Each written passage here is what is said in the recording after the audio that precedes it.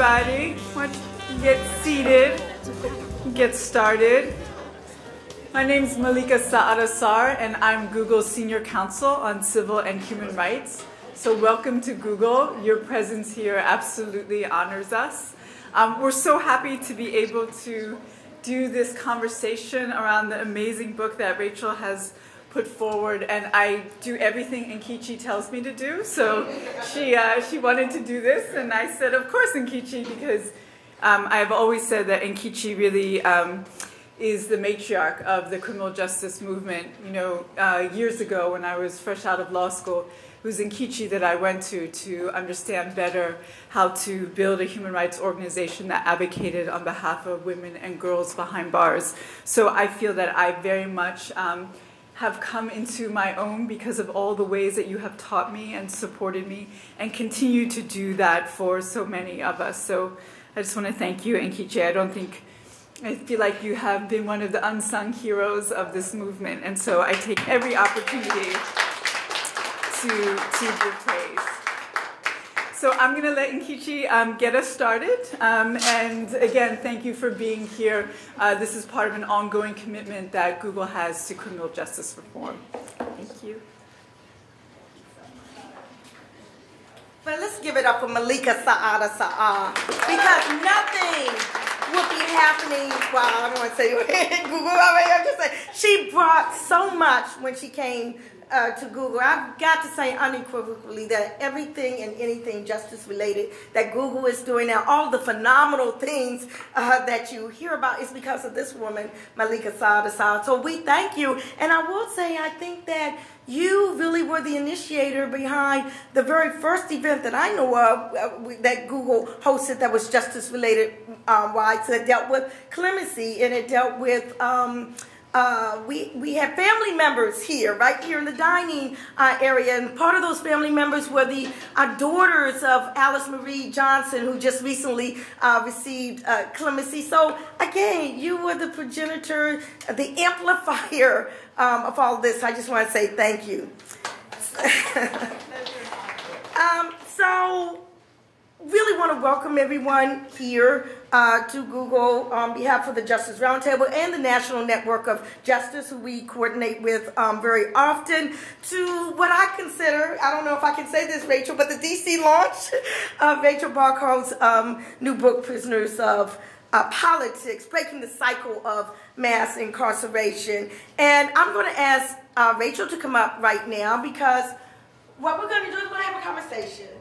And she and I are going to start off with the conversation. Then we're going to bring up two experts, two scholars to share in this conversation as well. And Rachel, I think maybe about 3 months ago, up until around 3 months ago, you had an office not very far from here. You were commissioner with the U.S. Sentencing Commission. And you were really instrumental in a lot of things that were going on. But just as background, Rachel is the Siegel Family Professor of Regulatory Law and Policy at the New York University Law School. She serves currently and has been for a while as faculty director on the Center for the Administration of Justice at NYU. So let's just get right into it if we can. It's your premise that the criminal justice policy here in this country reflects irrational fears stoked by politicians seeking to win elections. And in your book, you document how damaging it is to base criminal justice policy on the whims of the electorate. Okay, which basically has been placing tough on crime legislators and prosecutors and judges in office. So if you could just tell us a little bit more about your premise, about this premise, and why you even titled your book Prisoners of Politics. Okay, I'd be happy to do that. First, I want to thank everybody for being here. I really appreciate it.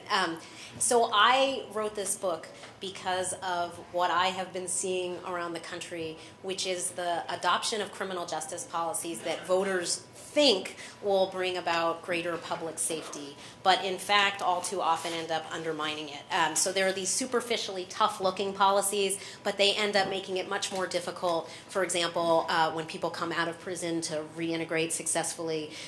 They make it much harder. There's no programming for people while they're serving their sentence. Just a whole bunch of things that I lay out in the book that end up undermining our goal if our goal is public safety. And what I wanted to emphasize in the book is that voters aren't getting what they're hoping to get when these policies are being advertised to them. There's just a lot of misleading rhetoric around all of these issues. And the result of it is, if you look around the country and you take the sum total of political processes around the country, that's how we end up with mass incarceration. We just kind of keep building in all of these separate communities this political dynamic. And so the title, is supposed to be a play on words that we both have so many prisoners in the United States because of a political process. And unfortunately, we as citizens are prisoners of that same political process that we can't seem to break out of if we wanted to get better results. So what I'd hoped to do in the book was give you examples of the kind of policies I have in mind, backed up by data and evidence as to why they don't work effectively for public safety, explain how the political dynamic produces them,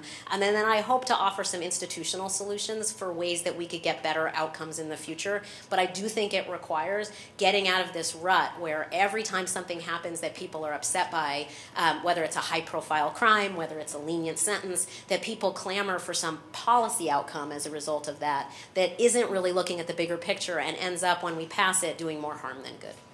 So let me just play the devil's advocate just for a moment, if I can, because you stressed that there needs to be a shift from policy by popularism, to policy based on expertise.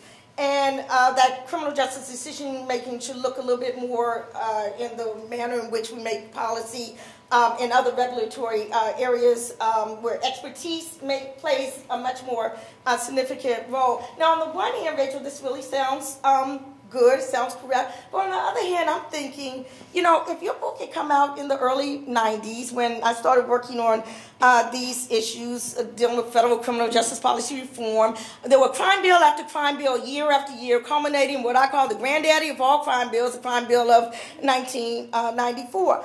Would it have made a difference if it were the desires of the people making the decisions for recommendations to policy makers? So there was this climate, this irrational climate that was out there, but that climate was also visited by many of the people who were in power, many of the people who might have made up the expert type of panel. At that time, many of the experts, I'm just saying, were predominantly white, predominantly male, and most certainly none of them that I could even identify were from any of the directly impacted or formerly incarcerated communities that these policies were supposed to be solving. So I ask you today, maybe today we can control for racial diversity. We probably can control for making sure formerly incarcerated people are part of the mix. But would relying on the experts back then at that time made a difference when, during the time when many of these policies that led to mass incarceration were being passed? That was kind of convoluted, but I'm really just kind of asking, are experts always right and correct, or are there other issues or variables that come into play? Yeah, no, it's a great question, and I don't want to make the claim that experts are always right, or that they even have all the information that they need to make the best decisions. So it's an as compared to what kind of an inquiry, and the question is, would somebody looking at evidence and data do a better job? So if we were to go back in time to the 1990s, since you brought up the Sentencing Commission, where I'm happy to see some people from the commission who I worked with before are here, and I have very fond memories that are only 2 months old, actually.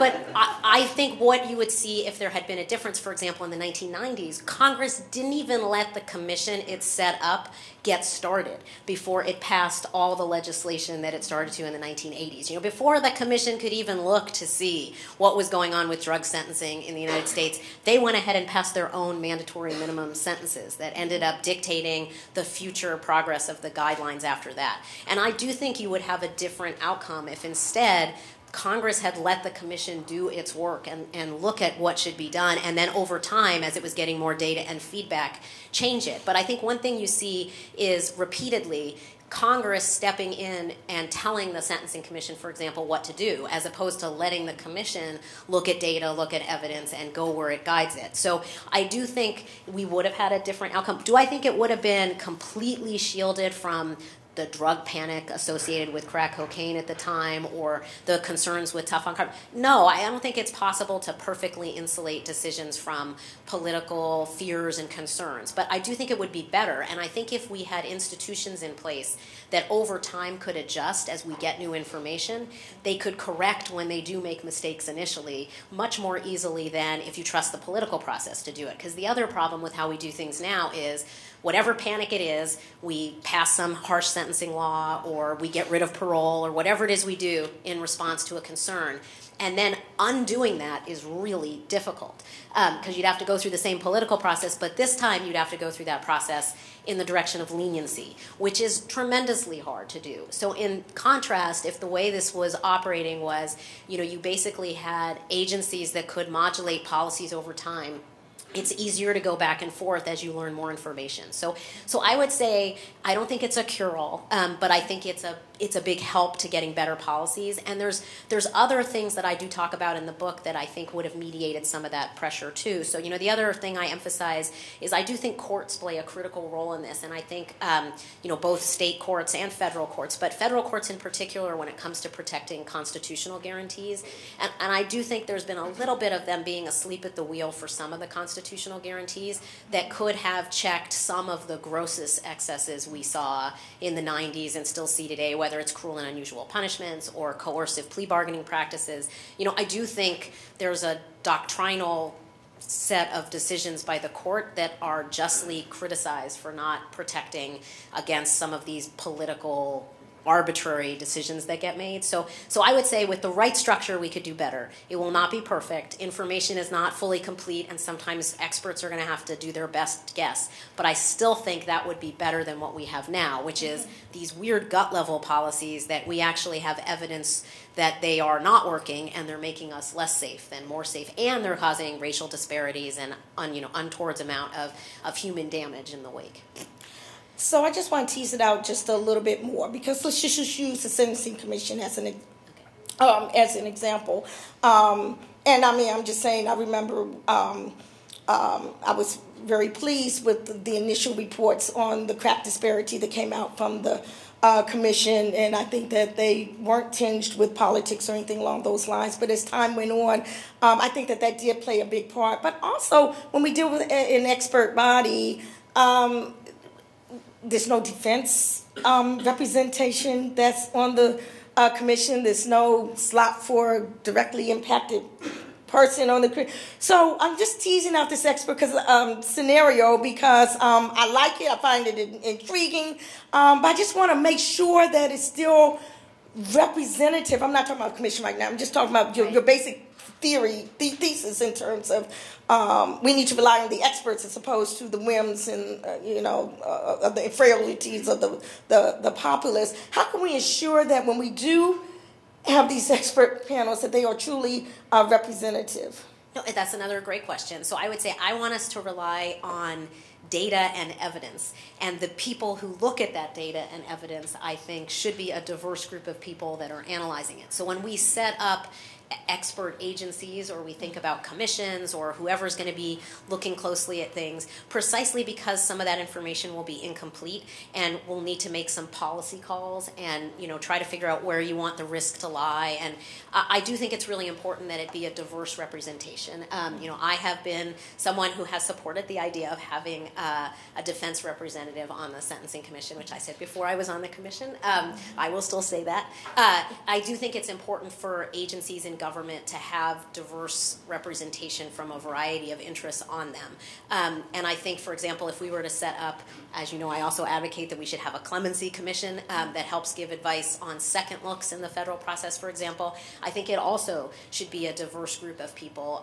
Certainly when we're talking about something like clemency, that would include people who have been justice involved because they have direct experience with programming, direct experience with what kinds of things people would be doing inside prisons to be able to kind of make assessments about what's exceptional, what's difficult, that sort of thing. So I think it's important that when we set up bodies that do this and look at evidence and information, that we create them in a way that's intelligent. Just so all this may sound weird to you, I guess I will just point out, we do this in every other kind of important walk of life in American society that we care about. If we were talking about occupational health and safety, if we were talking about clean air or water, airline safety, we have people who look at evidence to figure out. I was thinking in the wake of those plane crashes, if you go now, there's a whole bunch of people on the internet trying to figure out exactly how that plane works, and exactly what they would do to train the pilot, and if they would talk to the pilot. And I just think, thank heavens we don't do that, right? We don't do that. We're going to actually have an investigation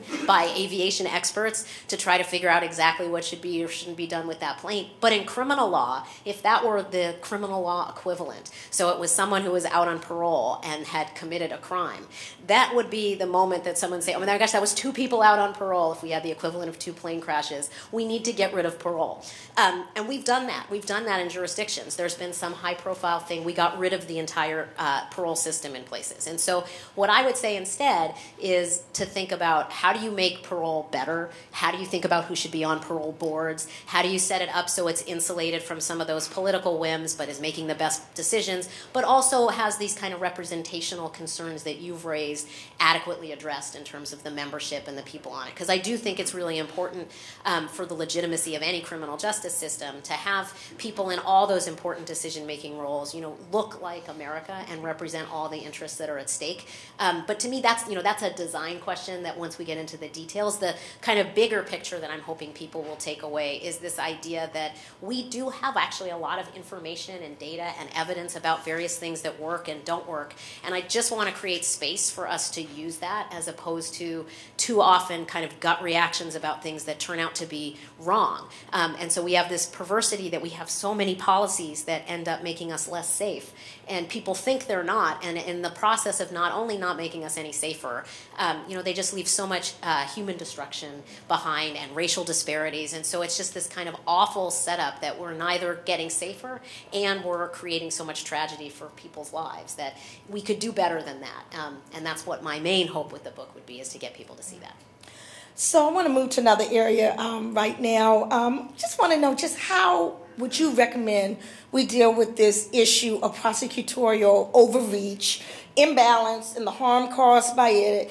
You might have an overly aggressive prosecutor taking advantage of all of the tools within his or her toolbox: mandatory minimum sentences, civil asset forfeiture, knowledge of the limitations on judicial discretion, et cetera, et cetera. And now that the label is being used even more and more in terms of the progressive prosecutor, how can we tell whether a prosecutor is really progressive, quote unquote, and what are the metrics that we would use for judging prosecutors? So we want to get into this prosecutorial realm. Okay, no, excellent. So I would say, I would definitely not just go on the person saying, hi, I'm a progressive prosecutor. I would look behind that. That has become a label that people like now, which I guess is something. But it really matters what they do and how they exercise their discretion as prosecutors. So the kinds of metrics I care about would be that they are doing the kinds of things that we know promote public safety, and also are reducing mass incarceration and helping to lessen racial disparities and unnecessary impediments against people who are poor. So for example, I think anybody who calls themselves a progressive prosecutor really can't be in favor of excessive pretrial detention. Like, pretrial detention should be something front and center on their agenda. We know there are empirical studies that make it clear that when you detain somebody pretrial, you make it more likely they will commit a crime when they get out.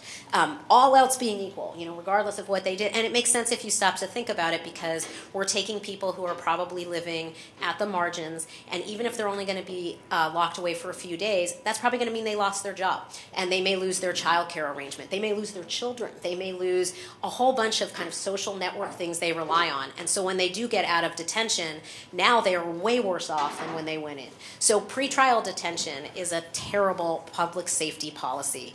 And prosecutors should be doing everything they can to minimize it. You know, there's some people that may need to be detained pretrial because of the risks that they present for violence, but really that is a small proportion of people, way, way less than what we have. And so a progressive prosecutor would recognize that and would therefore urge changes in their office to not have people detained pretrial. They would be fighting against cash bail in their legislative process because all that does is criminalize poverty. And they would be at the forefront of that because they would recognize that cuts against their mission of public safety, and it also cuts against the mission of justice. A progressive prosecutor would recognize that for every person that they put in prison, that 95% of those people are going to come back out. And so they should really care about what's happening in prisons that they're putting people in, what kind of programming, what does it look like. Like, they should be paying attention, and they should be thinking about what is being done to help people when they re-enter on the other side. And if you look, there are prosecutors around the country who are doing that. So I know there's some that might say, not my job, but if you want the label progressive prosecutor, then I think it is. And I think it's something that you should make a top priority for yourself. You know, I think a really good example of this was Kenyon Brown, who was a U.S. attorney in Alabama. He had his prosecutors help people get relief from their fines and fees so that when they came out, they wouldn't be sent back in because they had unpaid debt, or they'd lose a driver's license and therefore wouldn't be able to get a job. And he didn't say, you know, not my job, I'm just the prosecutor. He said, I'm going to help people get relief from fines and fees. He went so far as to create a simulation exercise for the judge, his local judges, where the judges would come in and they would play the role of someone newly released from prison, and they'd have to go around to different tables and figure out what forms they needed signed and how they would get a bus pass. And they had to go do all of this and before getting rearrested for not having what they needed. And the simulation shows it's almost impossible to do. And at the end of it, he said, there were so many judges who came up to him who said, we are setting people up to fail. No one could navigate all of this. And they had a kind of new appreciation for the fines and the fees and the obligations they impose. And, you know, that was a prosecutor who did that. And I would say a progressive prosecutor who did that. And I think that's the kind of thing I'd want to see. It can't just be you get a prosecutor who gets out there and says, I was progressive. I really thought completely differently about low-level marijuana offenses. You know, too often it's something like that, some really minor crime that they're going to treat differently when it really should be these bigger systemic things. Rachel, I'm going to ask one more question, and then we're going to bring up our panelists and have a back and forth and open it up for the audience. I don't want you to think I'm against expert panels. I absolutely not. But I swear, I just want to ask one more question along those lines because it's just kind of gnawing at me. I mean, surely there are a huge part of the populace we know that clamor for tougher and tougher sentences, lengthy sentences, tougher on crime, et cetera, et cetera. But there are also increasingly numbers of the voices of formerly incarcerated people, people who have read Michelle Alexander's New Jim Crow, people who have read James Forman's Locking Up Our Own, people who have read Brian Stevenson's Just Mercy, people who have read Sean Hopwood's book, people who are reading your book now, who are really becoming educated to the issue. So when we talk about the populace, is it everybody or is it the reactionary folk that we don't want making these policies? What if they're the progressive populists out there, or just across the board, it really needs to be taken out of the hands of everyday people, and we'll just trust the experts to do what's right, or make sure that the expert body is representative? I just need to hear. I need to be 100% convinced. No, I don't want to leave today until you feel better about this. So I will say, I am not proposing a new system of government in the United States. Okay, we still have democracy, and you would still vote for your local prosecutor, and you'd still be voting for judges, and you'd still be, where you vote for judges, you'd still be voting for legislators and governors and mayors and the president. None of that changes. And I think the more people become informed about these issues and select candidates based on the things they care about, including criminal justice, all to the good. What I'm pushing back on, or hoping to get us to reconsider, is whether we want policies set directly by the people. So by that I mean, let's tell the people we should pass a new mandatory minimum 10-year law against insert gun, drug, whatever issue it's going to be. And politicians clamor for that, and we just vote for it, and so it just gets enacted through a legislative process with no intermediary assessment of what that law would mean, how it would play out, what would its racial impact be, what would its impact be on public safety, just using kind of the regular political process. And it could be, it could be a referendum if you're from one of the Western states, or it could just be regular piece of legislation. So what I think would be a better model would be the one that we still do in America, which is to say sometimes Congress or the state legislature says, we have this goal, in this case I think it would be public safety, and we want to put an agency in place to do things that would maximize public safety based on this list of things that we're going to tell them that we care about. So that list could include, and I think it should include, we don't want to build more prisons, so we'd like you to stay within our existing prison capacity. And we'd like you to pay attention to racial impacts.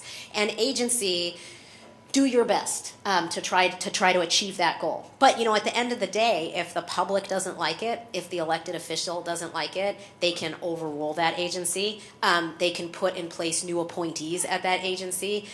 They could do any number of things to correct it. But the idea would be to create some insulation so it's not a direct decision by people. And I guess I'll just say on that progressive movement is I think it's important to think about kind of how, first of all, what the knowledge base of people is on that, and just what really can they do as voters to have change. There have been elections of prosecutors around the country in certain communities where they have elected more progressive people. But if you think about, is that likely to replicate itself in other elections and other things? It's a long road because, that would take, first of all, in prosecutor elections, you're just electing based on criminal justice. So you don't have to kind of weigh again. So I really like this person's criminal justice policies, but I hate their policy on national security or abortion rights or whatever the other issues that people are thinking about. Other elections, there's a whole range of things you care about. So outside prosecutors and sheriffs, you're thinking about how you weigh lots of different things.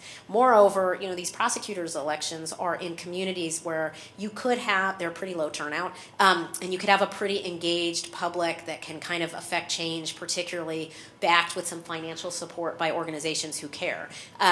There are more than 2,000 prosecutors' offices around the country, and I would be surprised, frankly, if in half of them you could get a progressive prosecutor in there. In fact, I think it's going to be far less than that, even in an office where you could think about it. And the reason I think that's true is because even when people talk about being, progressive on these issues, everybody has the crime that makes them mad. And if you want the example from this week, boy, I don't know what reaction you've been getting from people about that Manafort sentence, but I can't tell you how many people, and I would call them progressive liberal people, who are like, oh man, those sentences need to go way up.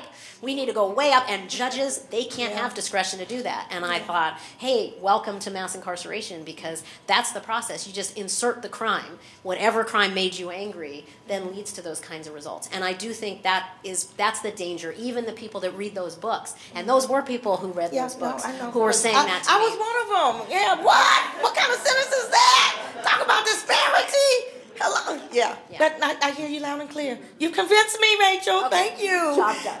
So let's bring up our panelists, Roger Fairfax and Sean Hopwood. Yes. Let's give a hand. I'm going to introduce you first, Dean Roger Fairfax, Jr., Senior Associate Dean for Academic Affairs, Professor of Law, and Founding Director of the George Washington Law School Criminal Law Institute.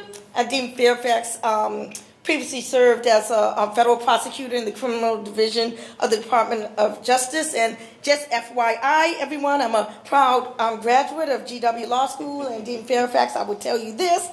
I would have been even prouder if you had been a dean while I was there, but it was way back in the day. So, Sean, I'm like, he went from repeat bank robber, I'm going to say that, repeat bank robber, to associate law professor at Georgetown University Law Center. His story is just absolutely incredible. As a jailhouse lawyer, he was successful in getting not one but two petitions he prepared, accepted by the Supreme Court, and has now been working very vigorously on issues of criminal justice reform. So I want to thank both of you all for all of your phenomenal contributions to this whole issue, and thank you for joining this panel with Rachel and I.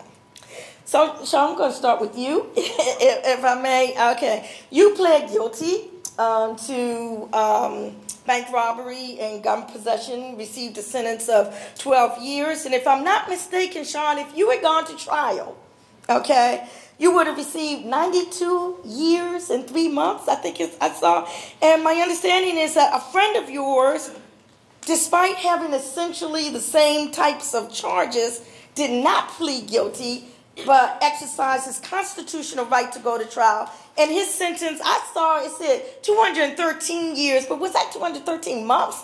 Or that was 213 years. So can you talk to us a little bit about why such gross disparities like that occurred?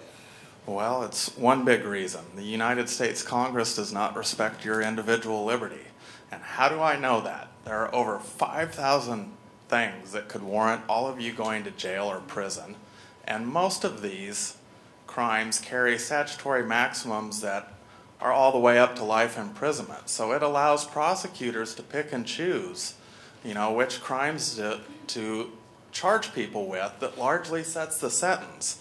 And what I see, at least on the federal side, are people with 213-year sentences. The common denominator when I started evaluating people that had been charged with using or carrying a firearm during a crime of violence or a drug trafficking crime was not race, was not socioeconomic class, but it was what you said. They had all exercised their right to a jury trial, and because of that, DOJ got mad, charged them with a bunch of mandatory minimums, and when they were convicted, they received sentences that were the equivalent of life imprisonment. I mean, and they call that the trial penalty. The trial penalty. I mean, it's absolutely outrageous. I know a current situation dealing with a young person who received a plea offer, okay? And, wondering whether he should plead guilty or whether he should go to trial. It's a very miscellaneous situation, I guess you could say. But not wanting to be subjected to having to go to jail. The plea offer that even was offered was, okay, you'll do this community service, this diversion, we'll wipe it from your record, but it will still show up as an arrest, which he would still be saddled with all of these collateral consequences. What does the ordinary, average person, what is someone to do? It's really hard because, even people that are innocent or people that have triable cases, if you're offered, say, a 3-year guilty plea, but if you go to trial and lose, you're going to get 30 or 40 years in federal prison, of which you have to do 86%. Who's going to roll the dice and take those chances? And so even people that are innocent tend to plead guilty because federal prosecutors just have these heavy hammers to hold over people's heads. And it's one of the reasons why Congress needs to remove things like mandatory minimums. They need to kind of across the board reduce the statutory maximums. But it's all symptomatic of this view, and Rachel's written about this in her scholarship, which is, for too long the U.S. Congress has listened to one player in this game, the Department of Justice, who has argued time and time again that we need to set policy based on making it easier for us to extract guilty pleas from people. Even if you think that is a legitimate goal, it should not be the only goal of the criminal justice system, but far too long it has been. And that's kind of why we have this system of 5,000 federal crimes and statutory maximums of life imprisonment and mandatory minimums. And it's taken all the power away from federal judges and handed it to the prosecutor. And, we want judges to be sentencing people. They have far more information than federal prosecutors do because they get pre-sentence investigation reports and they don't have an interest in it. That's why we have an adversary system that relies on the judge for sentencing. But if you let federal prosecutors charge crimes in a way that lets them set the sentence, it's really hard for criminal defendants to feel like they have an avenue to actually exercise their right to a jury trial. So I want to turn now to Roger. About 5 years ago, I sat in the House Judiciary Committee listening to you eloquently testified before a bipartisan overcriminalization task force that was chaired by Jim Sensenbrenner. And I recall you saying that the seeds of the efforts of the task force were sown in the early 60s by the American Law Institute's model penal code, etc. You stressed the importance of technical assistance and analysis and expertise as part of the criminal justice policy conversation to determine whether a proposed new law or penalty is actually needed. The same things that Rachel is expressing in her book today.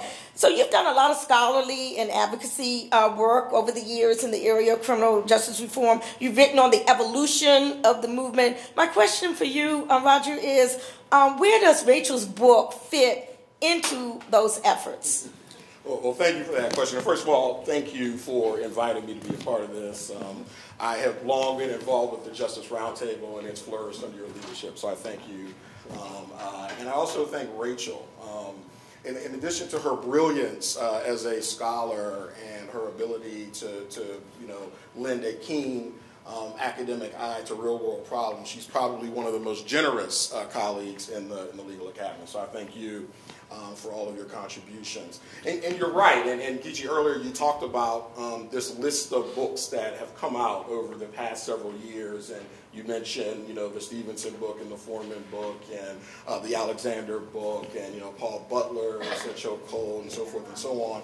And Rachel's book is right on that bookshelf, right on my bookshelf, and it really is part of an overarching effort to target a public that is now primed by the protest after Ferguson, by documentaries such as 13th and The House I Live In, even popular television shows like The Wire, and they're hungry for direction on how to direct this energy around the desire for criminal justice reform.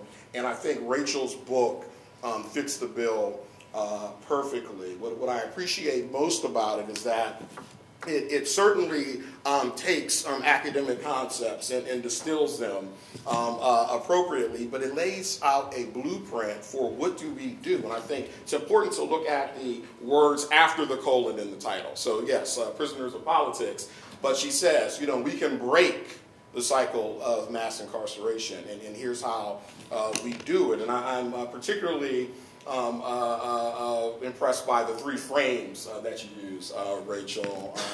And I noticed that you use alliteration for all of your chapter titles, and so maybe there's a story behind that you can share with us. But the first is engaging experts, and you all in your initial discussion talked a little bit about how expertise can play a vital role in making sure that we develop sound policies that are grounded in evidence and data-driven policies with demonstrable successful outcomes, as opposed to responding to the impulses of politics.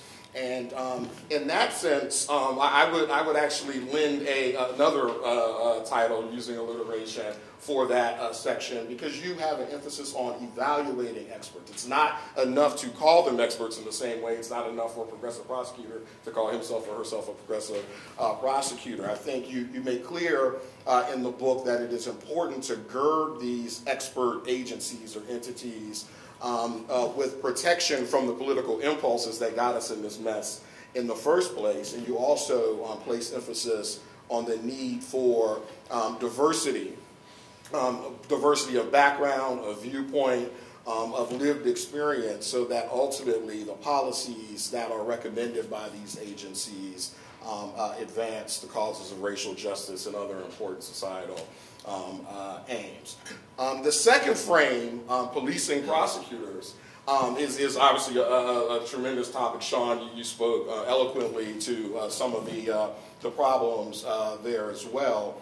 What I would say is what was perhaps most compelling to me in this section of the book was this recognition, and I wanted to remember the phrase you used. I think you talked about the fact that prosecutors are making decisions not just in individual cases, but they're going beyond their core competencies in making decisions, and you wouldn't do that in any other area of governance where you take someone who is supposed to be charged with one particular task and you ask them to make decisions in areas where they actually do not have expertise.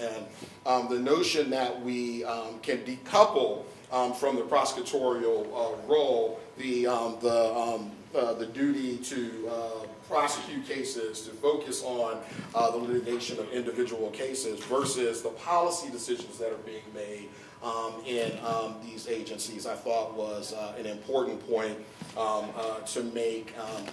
And also your discussion, and you talked about it a little bit earlier, of how voters might evaluate prosecutors. What are the metrics that they should use in determining whether a prosecutor is worthy, whether a candidate is worthy of the office of prosecutor in their jurisdiction? And I think that, done on the retail level and then replicated, could have a tremendous impact and really could allow us to reimagine what a prosecutor is. And in that sense, I would call that producing prosecutors, right? If we could start over, what would the prosecutorial role be and who would we want to perform it? And I think you certainly sow the seeds of that conversation. And then finally, I'll end with your third and final frame, which deals with the courts. I think it's a catalyzing courts. And, I think I would, again, look at another one, contextualizing courts, because I think for many of these same people, Nkechi, you referenced, who are fired up now, right? They've read these books. They want to engage. They want to be involved. They don't necessarily have an appreciation for the importance of courts. I mean, I think sometimes our discussions about courts and who serve on courts can seem very elitist, and it's a spoils game, it's a patronage game. But it really, as you demonstrate in the book, makes a significant difference for the development and implementation and enforcement of policies that lead to mass incarceration. I know the New York Times piece just over the weekend referenced your book in that regard. And so again, I think you've laid the groundwork for a fruitful conversation for many years to come, and I congratulate you on the book. So I'm going to let you comment on this if you wish, but I want to just add just a little bit something to the mix, since, Roger, you mentioned about the courts. There was a recent article, I don't know if it was today or in New York Times, that James Foreman wrote, where he talked about the courts, the highest court, and that we really need to look at who is on the court and possibly add some people to the court. And he named a name, and I'm going to say each one of you up here could have been that name as well. It was recommended Brian Stevens. In fact, I heard you in one of your previous talks saying that Brian Stevens is the type of person who should be on the Supreme Court. Well, James Foreman could be on the same Supreme Court. Roger Fairfax, Rachel Barkow, Sean Hopwood. I mean, so if we had... Well, I mean, I don't know. You have a lot of friends in high places. That's all I'm going to say right there. So you have a lot of privilege, but you do the right things with your privilege. That's all I'm going to say there. So I'm just curious, this issue of courts and who could or should be there. Do you have any reflection on that? Yeah, and I thank you both for those comments as well. So I do think courts are critical. And I think what ended up happening in the kind of way we think about courts and criminal justice in America is there was kind of this sense, there was the Warren Court and criminal justice procedure revolution and what looked to be a pretty big backlash against it. And there was this kind of moment where courts came out of the picture as being important for criminal justice reform or thinking of them as the place to go. But I think what got lost in that is there are really important constitutional protections that could be policing against, for example, some of the very abuses that Sean was talking about. So how is it that a prosecutor can threaten you with a sentence that could be a life sentence if you exercise your right in the Constitution to a jury trial? Like, you have to ask yourself, how did we get there? We got there from some divided Supreme Court opinions that allowed prosecutors in plea bargaining to make threats like that. Those are thinly reasoned, frankly, by my lights, poorly reasoned decisions that if they leave a doctrinal opening for starters to roll back and to do more, and to have courts do more to examine what is happening in plea bargaining. And we're just starting to see courts do that now, with thinking about your right to effective counsel in plea bargaining, thinking about what discovery obligations do prosecutors have. And I really think as courts look more seriously at the actual administration of criminal punishment in America, they will recognize more and more how important this plea bargaining practice that Sean talked about is, and that the Constitution has safeguards against the kinds of things we're seeing. They just haven't enforced it. And then that leads me to Roger's point about why haven't they enforced it? And I think there's a variety of things we could ask about it, but one of the things that I talk about in the book is we do have a federal judiciary that is dominated by former prosecutors. I mean, so it's almost half of our judges. And I'm not, so James's op-ed he wants parity. He wants, as many defenders. I don't go that far in the book, but what I do emphasize is, why is that our model? And by the way, that's just former prosecutors. That's not taking into account other former government side officials that are on the bench. There's a mindset when you work for the federal government. It's a fantastic job. It's an important job. I admire people who do that job, but it does put you in a different kind of mindset than people who are working outside the government, who are scrutinizing the kinds of things that the government is doing, who are working directly with clients and seeing their full backstory and their full life story and all the structural impediments. You just get a different worldview. And we do not have very many judges who bring that to the bench. And I think our jurisprudence suffers as a result from that. And so I think the doctrine is linked to who's on the bench. I think that you're also right to raise, Roger, the fact that I think voters haven't paid very much attention to that. So, the kind of key case in point for me was when the seat for Justice Scalia opened up and Merrick Garland was announced as the nominee. I was sort of waiting for criminal justice folks to be like, oh, no way. Sorry, President Obama, I thought you were the criminal justice reformer president. This can't really be your pick.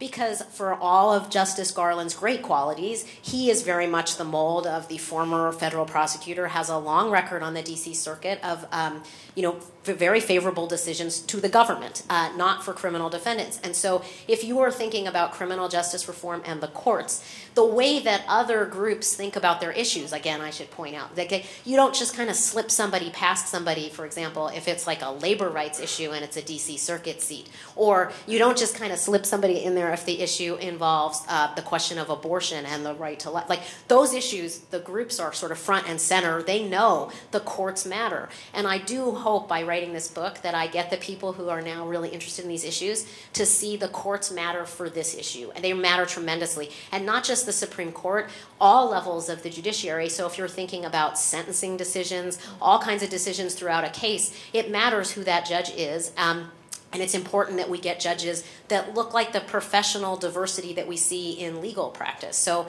when Merrick Garland's name came up, I was telling people, and there were a couple people who had asked me at the time, like, hey, who do you think? And I have told everybody who asked me, well, I think Bryan Stevenson. That's like a no-brainer. And it really is a no-brainer, by the way. He's been one of the most successful Supreme Court advocates of our lifetime. And he's a brilliant, brilliant advocate and lawyer who's made more doctrinal changes than really any other lawyer that I can think of.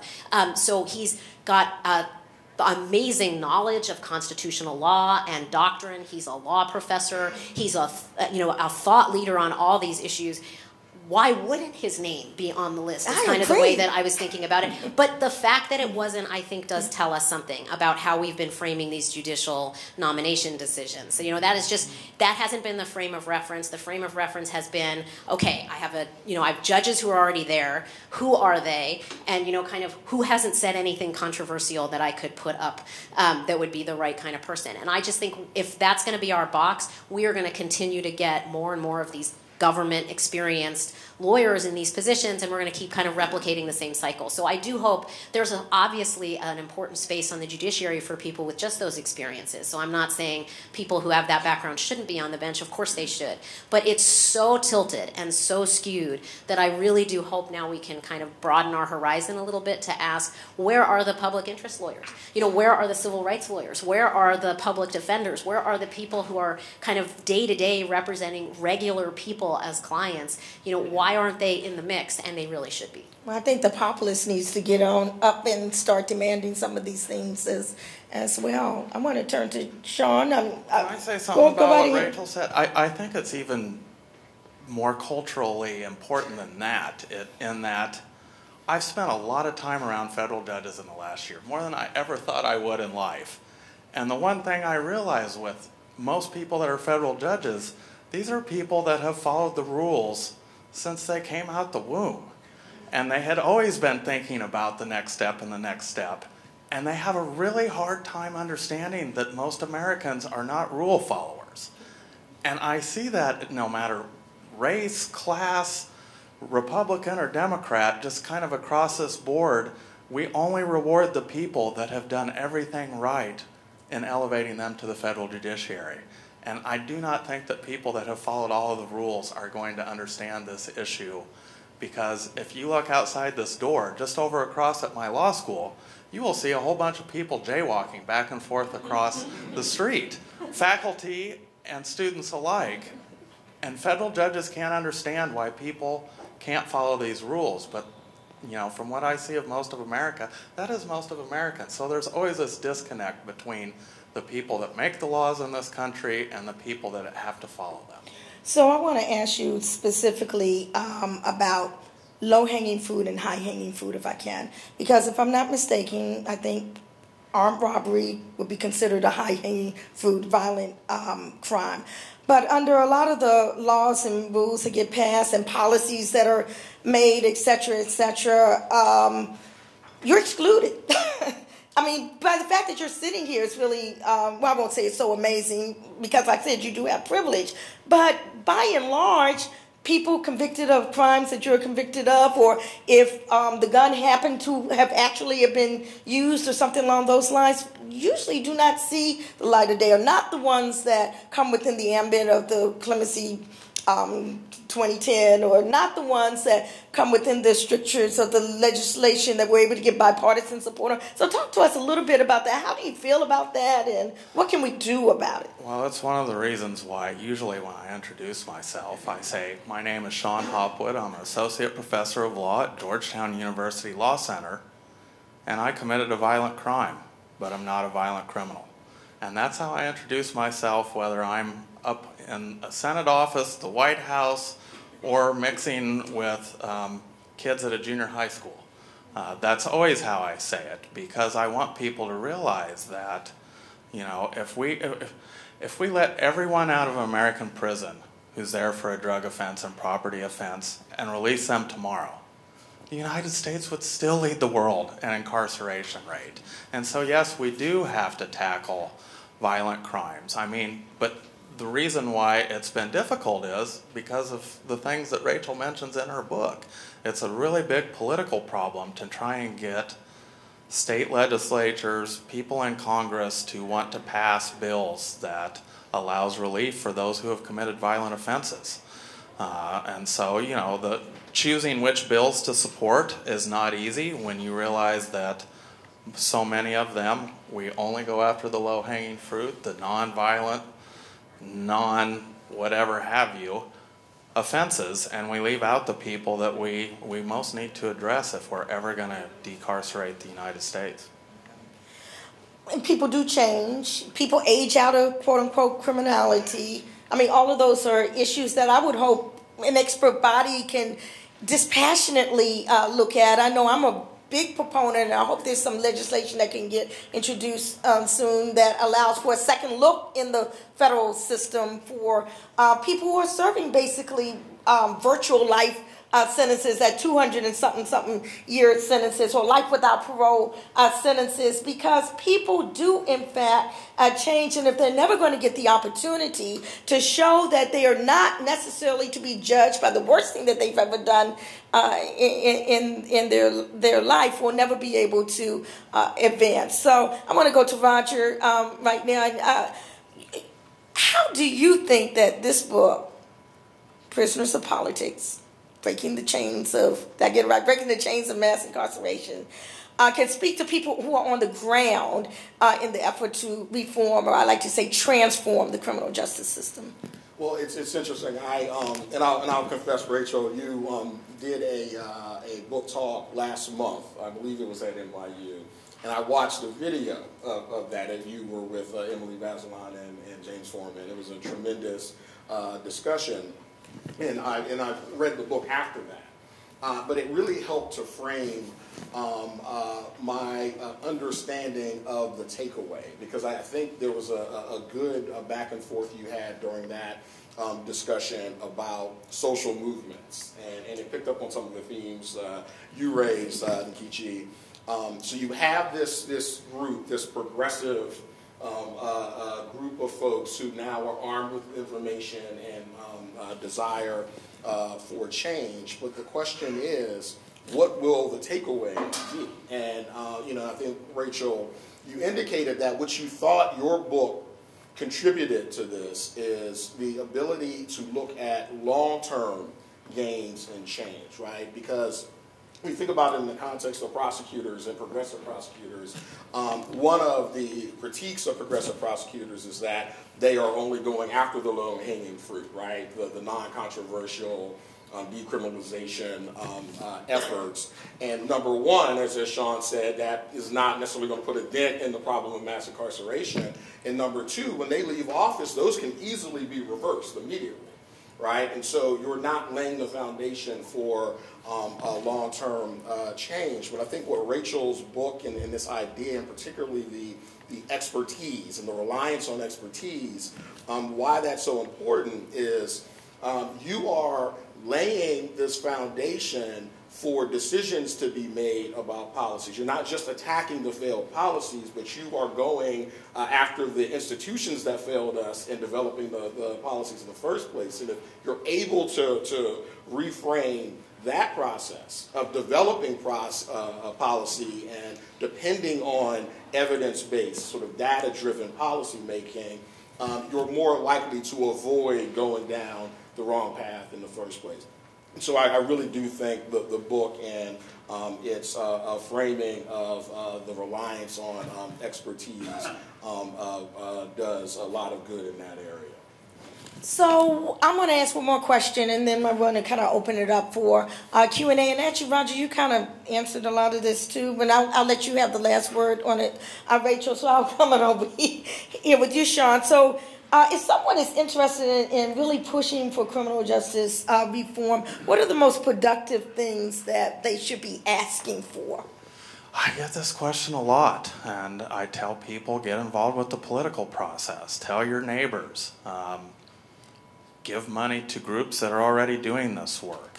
But I'll tell you, at the end of the day, what I often recommend to people is go teach a class in prison. You might impact the men and women that you're teaching there, but I guarantee you it will profoundly change you. If we had more Americans going into more prisons, it would lead to a host of beneficial things for us. For one, people in prison would get the benefit of all of your wisdom.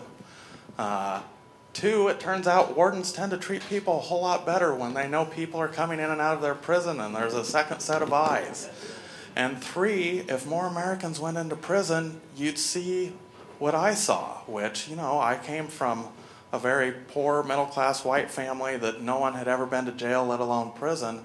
And I and my family, we thought prison was where the evil people went.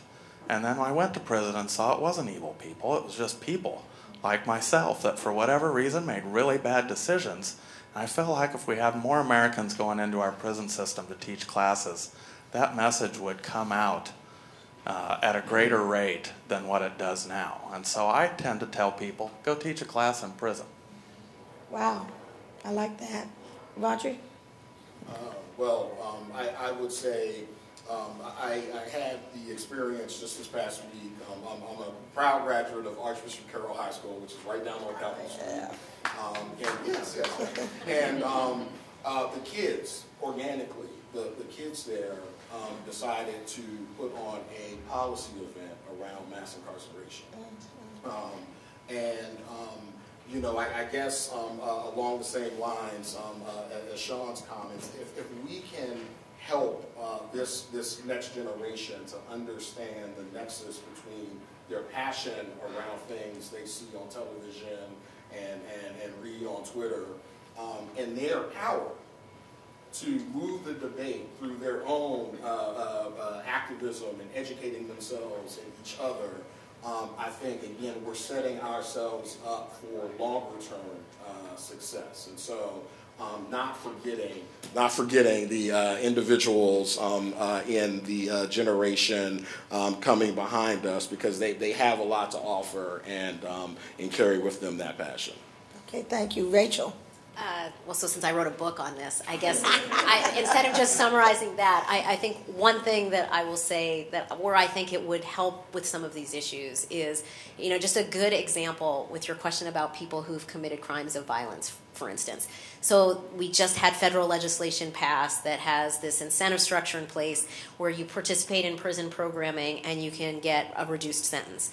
And the people who are ineligible to participate to get the reductions are a variety of people who've committed violent offenses. If you had an expert body make the decision, that would be the first group that you would want to participate in the programming. Those are the people who benefit the most from having it. We as a society benefit the most from giving programming like that to people, and we get better public safety outcomes. So I just so when I think about what I'd like to, so as people learn and are directly impacted by the system and know people who are and are themselves involved and they care about more, is to ask for structural changes so that we just get these better policies. So the one thing I worry about is kind of the energy is there, the clamor is there, but then the request is okay, let's reduce the sentences for marijuana possession.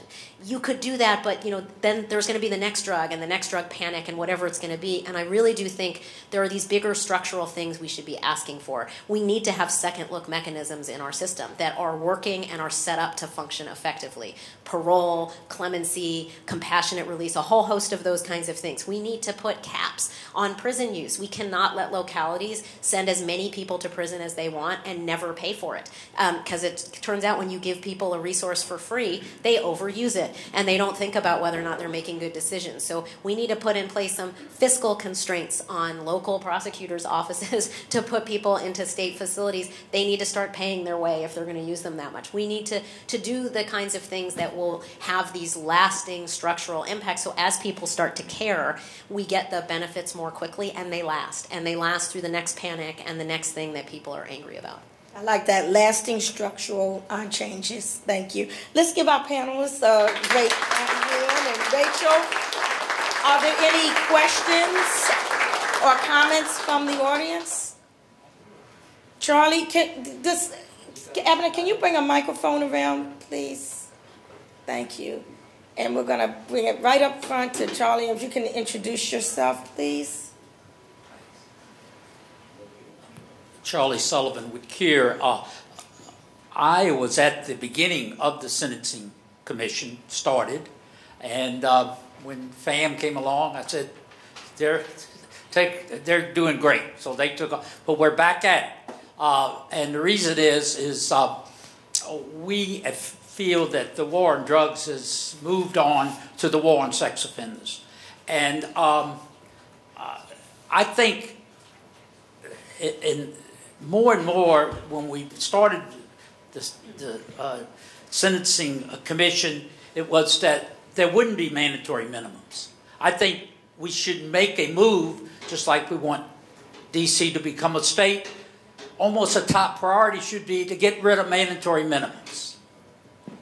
And I'd like to just quickly give an example in regard to the war on sex offenders. And as you know, Rachel, the Commission has said that receipt of child pornography and possession are the same.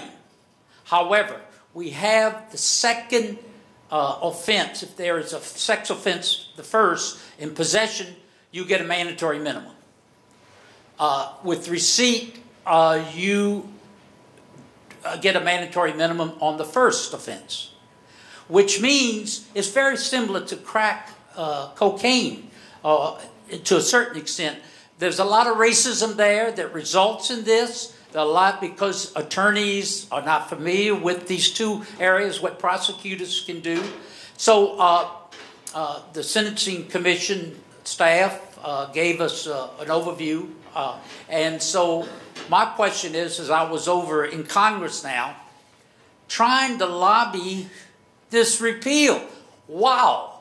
You're going to go in and talk to people and say, would you like to have a standalone bill to do away with this problem with child pornography, that issue. Wow. Certainly you can't talk to anybody running for the Senate in the next year. And of course, every House member runs every 2 years. So what is your advice on this? Do we wait? Even if it would pass, would Trump sign it? Then we go into a new president. Then who's going to touch that over the next few years?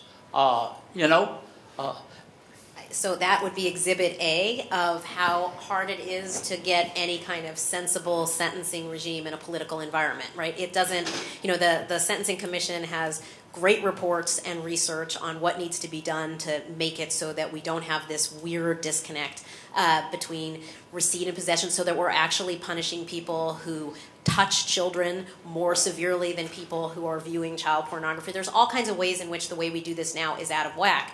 But to fix it requires congressional action, right? If this were left with an agency, presumably the agency could take care of it. But because it has to go through the political process, it's exactly the dynamic that you're talking about. And, good luck finding somebody on the Hill who's going to want to take this up as their issue. This is, needless to say, not a politically popular one. And you'd have to try to explain it. I mean, you could try to explain to your constituents, well, there's this wrinkle in the law, but, your opponent's going to run the ad that says, Senator Smith loves child molesters. Right. And so you can't get reform on that basis. You can't. And so I do hope that examples like that get people to see why having this kind of direct political say-so on an even crime or sentence is nuts. Like, it's not the way we should design it. Now, I can't solve your particular, I wish I knew what the answer was to that. Do away with mandatory minimum. Oh, that I agree with. I mean, I do think that, we've lots of research on mandatory minimums and racial disparities associated with how they're charged. And where we have them is not even lined up with the crimes that are the most serious crimes. They're typically, we see them at the federal level with the kinds of things that Congress can act on. So, guns, drugs. But I agree with that as well. I think you could get a political push to do away with mandatory minimums, maybe writ large, and you could have child pornography as one of those. But if you have a standalone piece of legislation that is just that, maybe you guys have thoughts on how. Sean wants to weigh in on this. I just wrote a piece about this in the Yale Law Journal online about the reform community is going to be confronted with a lot of reform coming up that is not exactly what we want. And how do we evaluate what is worth passing and what is worth saying no to? And, I think we have to take in the political realm of what is possible. I would not hold out for that bill and prevent other groups of people who committed different offenses from coming home out of prison because that bill is so unpopular. I'll give you another example, the First Step Act. I think one of the things that we need to do when we look at legislation is see, does it remove racial disparities? Well, the racial disparities of the First Step Act that are going to be most prominent are for the Hispanic community, because non-citizens are excluded from all of the benefits. Now, do I think we should have held up First Step Act for that? No, because I don't see anywhere in the near future where that is politically feasible to get that change made. And so I tend to prioritize getting people out, as many people as we can, out of prison, realizing we're not going to get everyone out, because prison is so uniquely harmful in ways that other punishments are not. And so I think the reform community is going to have to come to terms with what bills do we support that are politically feasible and what is worth saying no to. And I hope, at least within that criteria of how people evaluate bills, one of the things they will take into consideration is, what are the people currently in that system saying? And, with First Step, I can tell you that most people that are in federal prison and their families, who I speak to on a daily basis, were very much in support of First Step Act, and that's one of the things that pushed me over the line to supporting a bill that I think has some flaws with excluding violent offenses and sex offenses from the earned time provision. And lack of retroactivity for certain provisions as well. So I am really glad that we were able to get some front-end sentencing provisions within a First Step, because the people who are coming out today are those resulting from the retroactivity of the Fair Sentencing Act, which I don't know if you were still in prison at that. No, 2010. You were in prison and got out in 2008. But when you got out I know that there were a lot of people who, the law changed, the crack law changed in 2010, but everybody was still in prison, remained in prison because it wasn't retroactive. It was horrible because of the political problem. Congress is perfectly okay saying, we're going to pull back some mandatory minimums. And the reason they'll do that prospectively is Americans won't know if the next person getting charged tomorrow gets a mandatory minimum or not. But the second they make those changes retroactive and people get out of prison and someone commits a heinous crime, now they're on the hook politically for this. And so it was encouraging to see Congress finally do one retroactive change. You know, I was in all of those meetings screaming for retroactivity for all of the provisions, in part because, you know, I still have a lot of skin in the game, and that I have a lot of friends and people I care deeply about in federal prison who would have benefited had some of the other provisions been retroactively applicable. And it was hard to hear from members of Congress, oh, well, we think these sentences are unfair, but we're not going to go fix the past ones. It was hard for me to hear that. But again, I ended up supporting it because of the people I see every day that are coming out under the Fair Sentencing Act retroactivity, Matthew Charles being just one of them. But almost weekly there are people being released under the compassionate release and the provisions that were made retroactive. And, you know, we got to try and get as many people as we can out. Nkechi, can I say one quick thing on that, which is just to make one more plug for this model of a slightly more insulated agency. You know, the Sentencing Commission has been able to make retroactive adjustments to sentencing, and has. And, you know, tens of thousands of people have been released as a result of that, and it's because the commission can look at data and evidence, see what would be the effect on recidivism, make the decision, and not have to think about it in that same political calculus the way that people in Congress did. So again, it just shows you kind of the benefit of a model that places it with a different actor that has the ability to do that without it having to be directly in this political maelstrom where it's hard to do. And he did it in the Sentencing Commission despite the fact that the progressive prosecutor was testifying before your commission saying don't release dangerous drug dealers out of prison early. That is correct. The Department of Justice did not want uniform retroactivity for drugs -2. But I will also say I've not seen not one headline since all of those retroactive releases that have occurred over the last number of years pursuant to this Sentencing Commission's drugs -2 retroactivity, et cetera, et cetera. Not one headline that someone's gone out and committed a... You got a headline? You got to knock on wood or something. Oh, knock on wood. Well, but see, that's something else because we know it's going to happen at some point. And even if it does, that doesn't mean everything should be thrown out the window. I mean, I'm just saying. I know we have another question over here. So, Angeline, can you introduce yourself? Certainly. Good afternoon. My name is Angeline Fraser-Giles. I am the Executive Director of National Network for Justice. Hey, Sean. Thank you, Nkechi, for this wonderful panel. It's been really excellent. Thank you for your book, Rachel. So I have a question because, Rachel, you mentioned it and Nkechi also, and I would like all of you to answer it. So I am the only one in my family who does criminal justice work, other than my husband, who's retired. And when the Manafort decision came out, it was like that guttural reaction. You know, because I've been doing this work for 20 plus years, that I know of all of the Jamals and the Jacobs and all of those that get all these really high sentences, particularly those who now are facing all this time on marijuana charges, right? Marijuana is, you know, okay, it's illegal. So I'm just curious what your elevator speech would be to someone who says, can you believe he got only 4 years? Because I had to check myself and talk about it in a way that my family, particularly my eldest sister, would understand that. Right, but it was he went under the guidelines. The judge had the discretion to do this, and that's what we want. We want the judges to have some discretion, particularly as it relates to drug crimes. And then we know there's such a racial disparity. So what would be your elevator speech in terms of someone just coming up to you and saying, can you believe that? I create a new hashtag, level down, not level up, which is this idea that we want all the sentences to come down. We don't want any to come up. And what I tell people is, you might think 47 months in the federal prison is a weak or small sentence, but that's because you've never spent a year in federal prison. And realize that even when you do come out of prison, the punishment doesn't end. There's thousands of collateral consequences. Listen, I am a white male law professor at a Tier 1 school, And this stuff still impacts me to this day. So imagine how it impacts people that aren't in my position. And so we've got to get Americans out of this view that, 47 months is a lenient sentence. 47 months in any other country would be a severe sentence.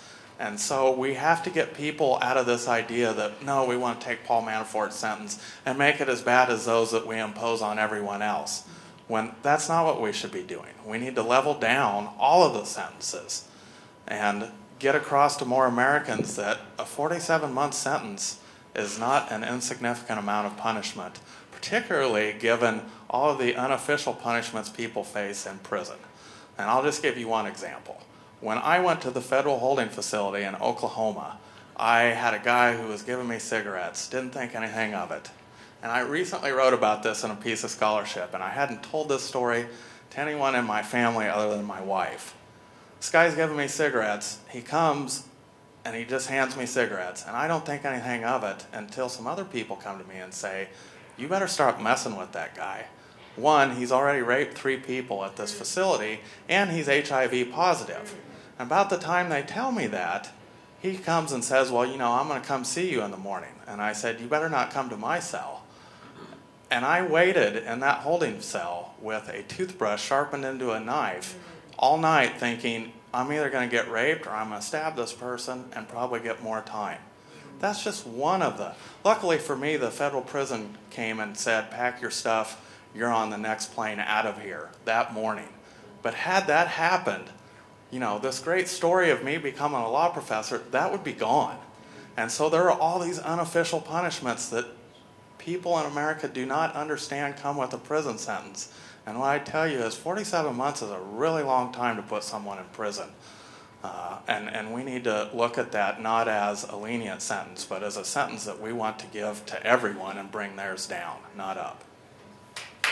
Either one of you all want to respond? I just want to say one thing to you. I agree with you 100%, but it's just very, very difficult to explain that to someone like my client, William Underwood, who's in the 30th year of a life without parole sentence on drug charges. I mean, there's some other issues. I talked to his daughter. Oh, my goodness, Sunday. Ebony? Okay. I know. It's hard for me to see family. it, too. Yeah. But we've got to get out of this mindset that we want to punish everyone as harshly just because it's a crime we don't like. And I mean, us in the reform community have an obligation to tell other people, particularly those that view politics the same as we do, to say, no, that's not what we want. We don't want Paul Manafort getting 20 years. We want to bring everybody else's sentence down and have them get the leniency that the judge gave to him. And I want to go on Twitter and retweet your hashtag. What did you say? Sentence down? Level down, not up. Level down, not up. I think there's some more questions. I don't know where the microphone is. So let me just go right over here. Joe, where's my... Okay. Good afternoon, everyone. I'm Joe Patterson, founder of Parent Watch Incorporated. And all of the conversation I heard today, I heard a lot, especially speaking on lived experience, create insulation, constitution, prosecution, and also going into the prison. But one of the things, especially with Parent Watch being 30 years old, we also work with a lot of the families, and families serve time, and also the criminal justice system mistreats our families. That's one issue. The other is that not only going into the prisons, and so frequently people say the brilliance of grassroots leadership and the brilliance of ordinary people, as we say, or paraprofessional, whatever word we use, that they explain it as lived experience, but it's actually the raw material and the conviction of most people making the change.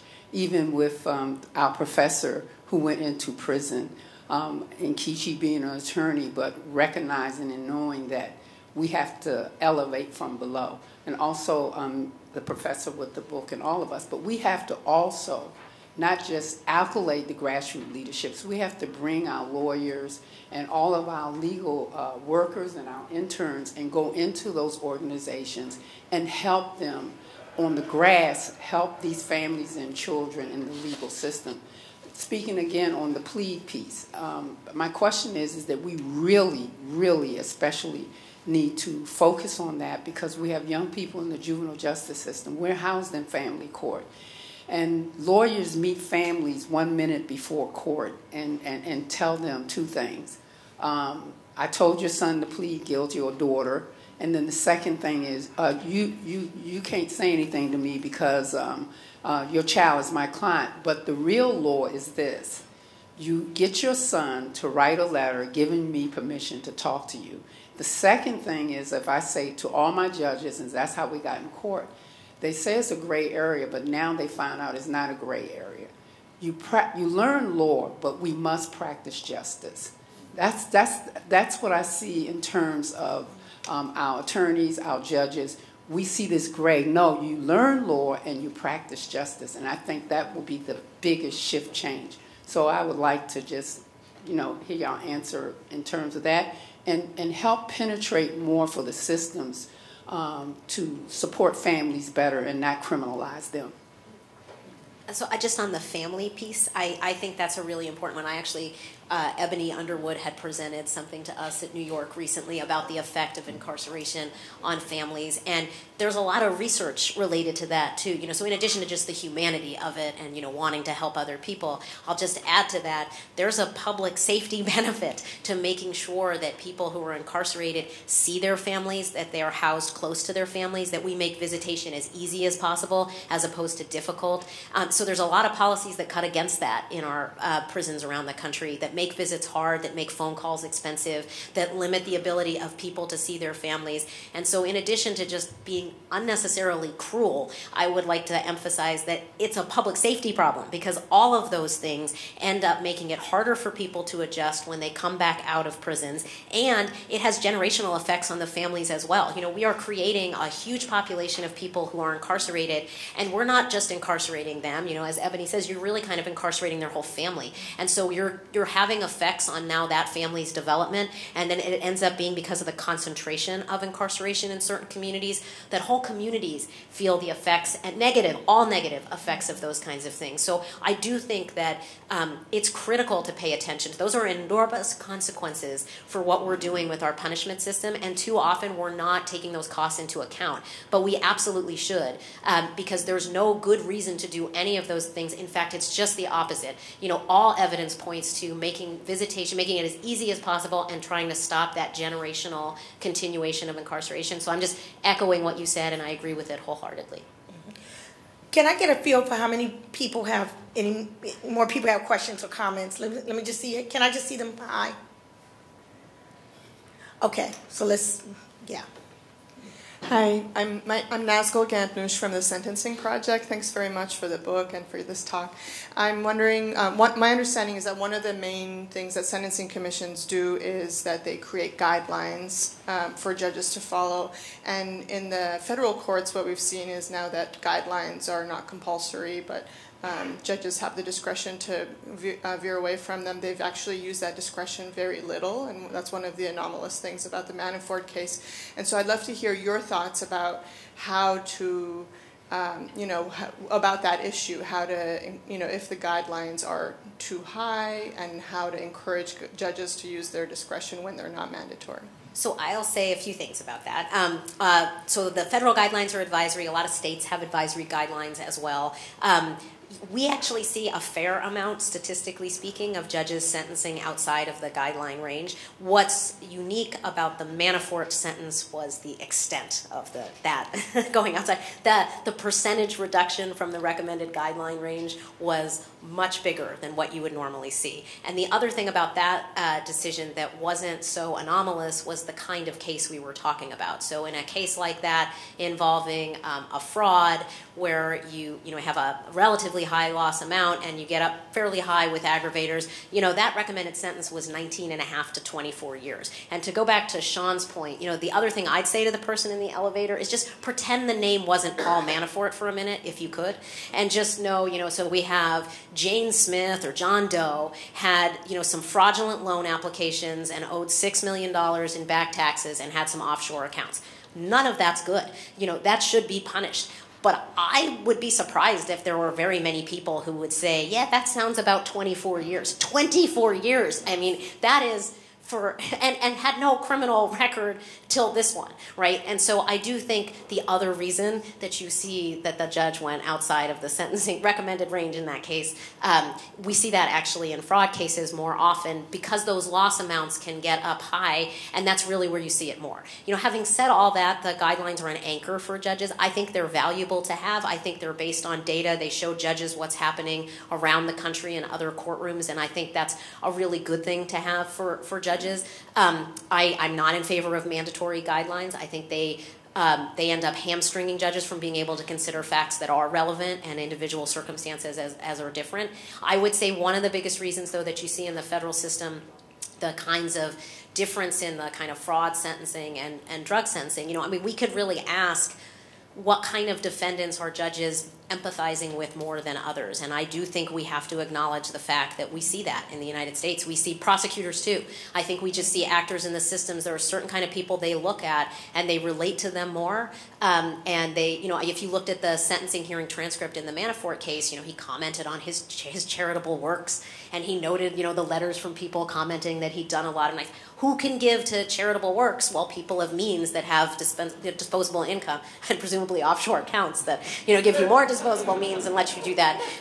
But it is that kind of, those kinds of disparities, you know, that are troubling. And I mean, we should try to figure out ways to combat that. I don't think the solution to that, though, is mandatory sentencing. You know, I think it's a lie for people to think that that solves that. I think all that does is move the discretion over to the prosecutor's office. Can you just say something about why that's a bad idea? Well, so, you know, all that, what that will just mean is the prosecutor will be dictating the sentence with charging decisions, the enhancements that they seek, and we'll see all those same disparities, except we won't have the same kind of transparency because it'll all take place in the dark of the prosecutor's office. So I do think the absolute worst take from the Manafort sentence would be that sentence was too low, we need longer sentences, and we need to stop having discretion in judges. Like, that's kind of my fear of the takeaway. And I think you will, first of all, you won't get any of those things even if you try to make that reform. All you do is just transfer everything over to a prosecutor's office. You could take the sentencing guideline advisory ranges, cut them in half,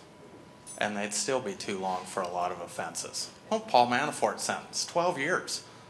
He would have gotten the same sentence I received for 5 armed bank robberies. You know, some of these sentences that we have under the sentencing guidelines just, you know, Congress has helped push those up, but those aren't based on, you know, real empirics about what solves and prevents crime. So I think those ranges could be reduced significantly, and we would be better off, in part because I think the longer someone spends in prison, the harder it is for them to get out and lead a law-abiding, successful life. You know, when I got out in 2009, I'd never been on the internet, never seen an iPad, an iPhone, an iPod.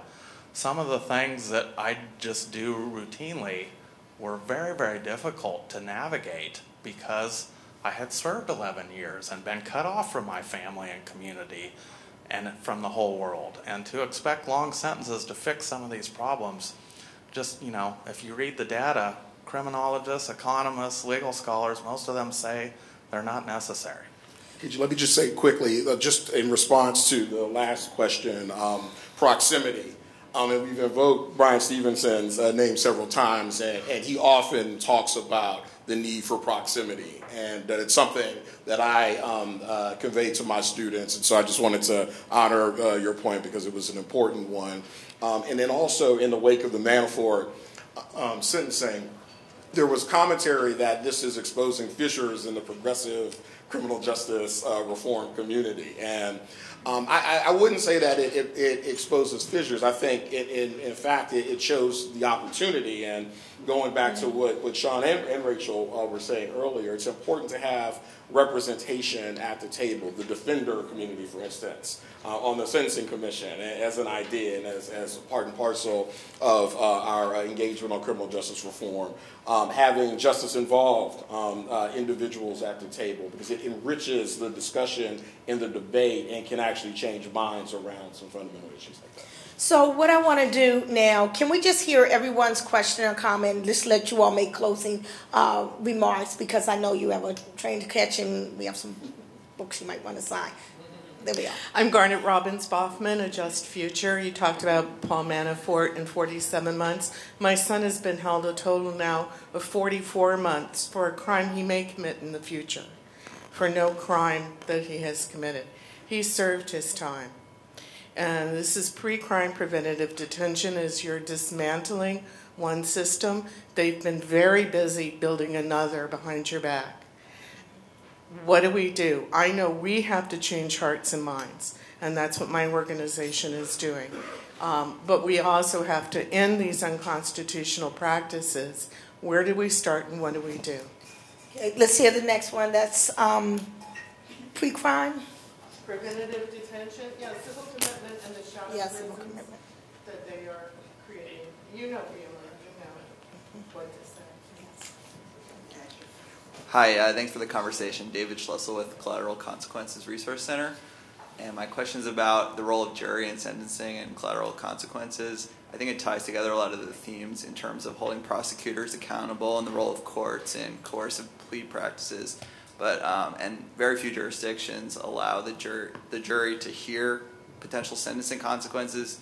North Carolina does, and there was just an unpublished decision saying that a defendant has a right to present sex offender registration requirements to the jury.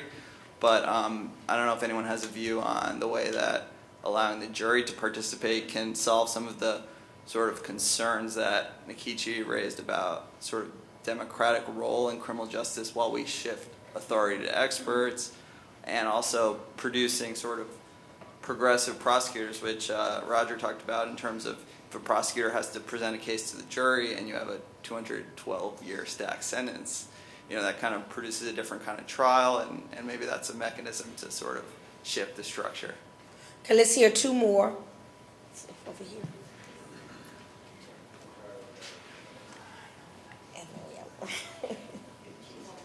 Hi, I'm JJ Rich from Reason Foundation. I showed up a little late because I was in the other room. But, and if you've already touched on this, don't feel too much pressure to answer it, but is maximum sentencing a good idea? Okay, and then we have one more over here. Oh, we have, okay. And then we'll still get you. Hello, I'm Beth Curtis, Life for Pod, and I'm grateful for the panel. Thank you all. I just have a couple things. First, I advocate for individuals who have life sentences for nonviolent marijuana offenders, and there are some. And they all went to trial, and they were all charged with conspiracy, so that will tell you something about prosecutorial power. Right now, I'm just thinking about the juxtaposition of hundreds of millions of dollars of lobbying money coming into Washington for cannabis business enterprises that are startups, and what that means in terms of the marijuana conspiracies, and people who have life sentences or egregiously long sentences. I think that needs to be. Well, I'll just stop there. That's enough. Okay, and we're going to just hear this last question over here, Catherine. I'm Catherine Shevchenko from the National Council for Incarcerated and Formerly Incarcerated Women and Girls. My question is about implementation, particularly with the First Step Act. We sent in a survey into federal women's prisons asking women what they had been told about the First Step Act, whether they thought they would benefit from it. And the results are overwhelmingly, we have no clue what is going on. Prison officials are telling us nothing, and they're just sort of recycling rumors. So my question is, once we have reform, how do we make it real? Is there a role for experts in that? And as you were saying, what should I be telling these women in terms of, getting the benefit of whatever reform has passed? Okay, so some of the questions that came up dealt with civil commitment, role of jury in sentencing and collateral consequences, is maximum sentencing a good idea, life sentences for marijuana sentences, implementation of First Step Act. So you can answer whatever you want or make any type of closing. We need to end a little bit early and so that they will be around and you can engage back and forth. But if you have not already purchased a book and want to do that, we want to make sure there's time for that because Rachel has a train to catch. So I'll let each of you, however, why don't we end with you, Rachel, and who wants to start, Roger or Sean? I'll just say quickly, yes on the role of juries and grand juries, and I'd be happy to talk to you later, but I know there's a train to catch. Yeah. Well, to answer your question, I think one of the big weaknesses of criminal justice reform today is we bemoan the fact that we can't get what we want in Congress. But if you look at most of the justice reform organizations, they're in New York, D.C., San Francisco, California.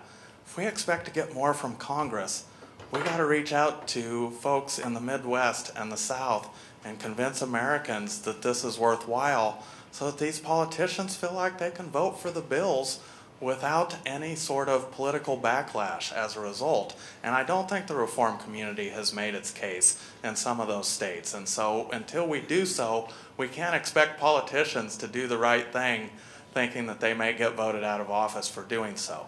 As to first step implementation, it's coming. I mean, the government shutdown has been one problem. The other problem is we don't have a director of the Federal Bureau of Prisons.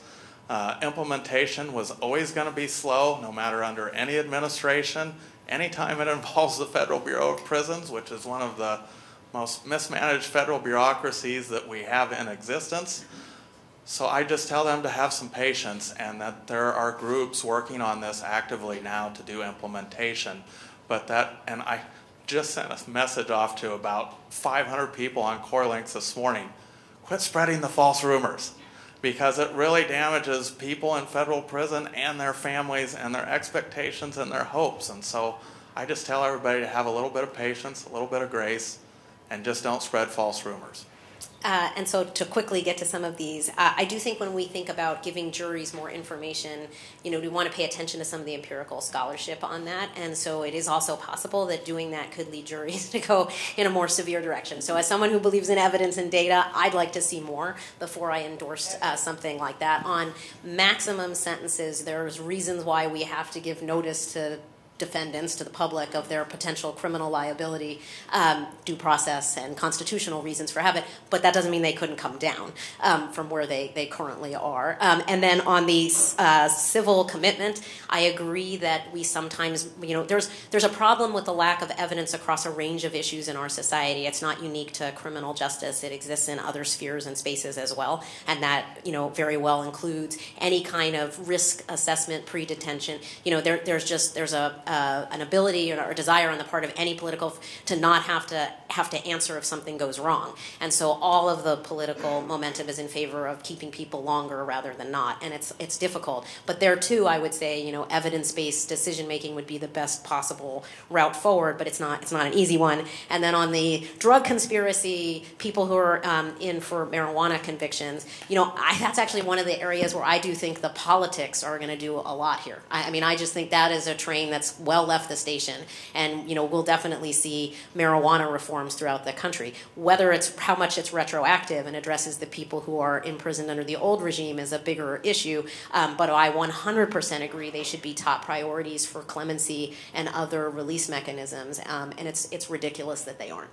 And the last thing I just want to say is thank you very much for spending the middle of your afternoon discussing any of these issues. That's really, I am so grateful that anyone is even remotely interested in any of these things, and it's so nice to see some familiar faces and faces that I haven't met before. I thank you too for coming. I very much appreciate it.